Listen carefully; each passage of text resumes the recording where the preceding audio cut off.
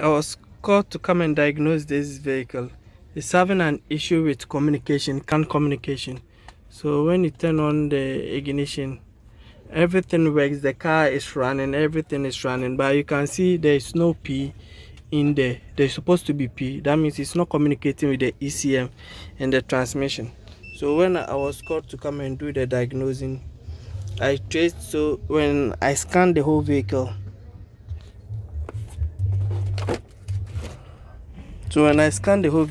I wouldn't be able to communicate with the ABS, the transmission, and the engine. So these are the only things that I could be able to diagnose with. And this is the CAN communication. This CAN communication is from the engine module. So what I did was I came here to tap this power. So these two wires goes to the CAN line. So I came here to connect it, and you can see there's communication. So let me disconnect those two wires from it. So let me take the pins out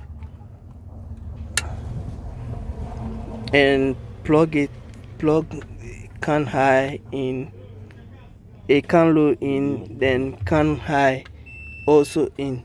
So now you can see there is CAN communication. So let me adjust the time base to get more information. So you can see now I'm getting more information on my ABS. On my CAN line. So because there was no communication, I came here to open this thing, and this is the two CAN wires. So you can see these two CAN wires, the white and the brown. These are the two CAN wires, and I disconnected the ABS. So when I plug in the ABS, I was finding the one with the fault. So when I connect the ABS, now I've connected the ABS, and this also is the engine control module. So you can see that now the CAN communication is okay. So this socket is from the engine bay. Those are the CAN socket from the engine bay. So what I'll do now is I'll connect the pin to it, and you see, to cause distraction to the, so you can see that now. Sorry for the glare. So you can now see that there is distraction in the CAN. You can see there is distraction in the CAN network. So let me bring, sorry, because of the time base. So now you can see that there is distraction. So let me go to channel and bring this one down, and channel 2 also down a bit. So you can see there is distraction between them. So now the P is not on, but what I'll do now is I'll disconnect the ABS module, then I'll rescan the vehicle. So you can see I'm able to communicate with only 8 modules. So now I'll disconnect the ABS module and come and scan.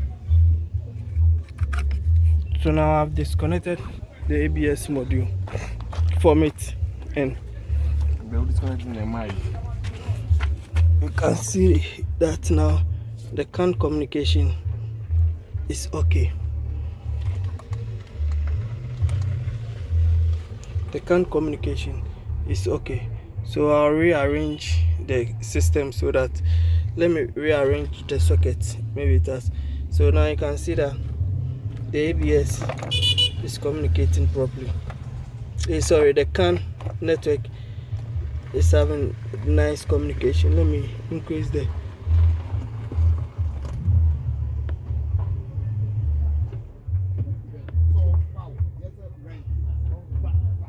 so you can see the CAN communication. So what I'll do now is pause it. So now I have properly reconnected the CAN line. So you can see I've given CAN high to CAN high and CAN low to CAN low. So you can see the CAN communication is okay. And now you can see I'm having the P back. So let me scan the vehicle again, and I'll be able to communicate with the engine control unit and the TCM and the rest. So the ABS brought the whole CAN network down, and the way this system is developed, you can see I'm able to communicate with it. And yeah, although the CAN communication wasn't okay, but still I was able to start the vehicle perfectly. But just that it wasn't having the P, and it was driving okay, but just that the P wasn't there and the tachometer wasn't working also. So I want to scan the vehicle, then after that, so now the vehicle is done scanning. So let me start it, and you see now the RPM is working and everything is working, and you can see I'm having 10 modules because 2 has been added to it. So after several hours of diagnosing and tracing the actual problem, so we came to find out that after the ABS being faulty also, now you can see the P is in, and what we find out was the CAN comes here to communicate so that the control unit can communicate with the vehicle system, and there is no socket on it. So I've bridged the CAN network here, and you can see them. The moment I take one pin out, when I take one pin out,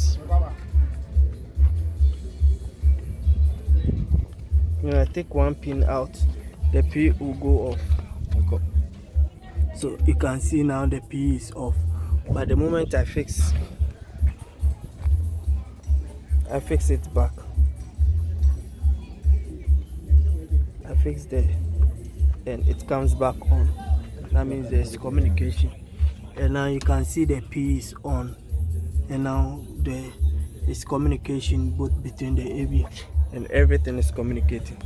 So now, after several hours of diagnosing, trying to condemn the ABS and everything, is because of the junction, because of the connection at the back there. So now you can see I'm able to communicate with the ABS, and I'm still communicating with other lines. So this socket was what was not having any communication, so it couldn't allow the vehicle to communicate. And now you can see the CAN communication on the system. So there is the nice CAN communication. Let me take out some of the wires so that you can see it.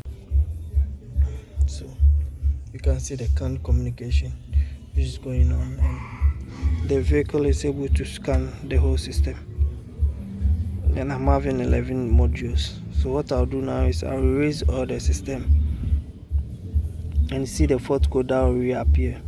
That means the ABS wasn't faulty, it was due to the connection at the back there.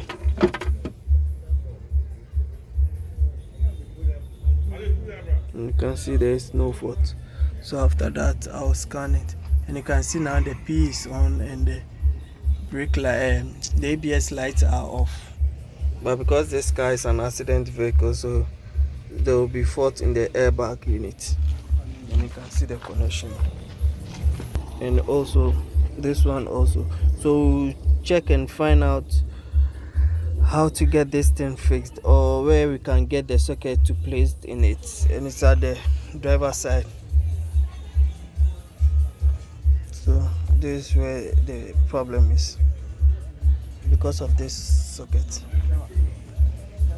Thank you for watching. Subscribe to my channel for more videos. Now when it starts, you can see the lights are off and the vehicle is running. It shows there's communication in the system. And the reason why I'm having a problem in the PCM, the whole car has been taken out. Now the vehicle is running perfectly, and the communication also is perfect. Thank you for watching.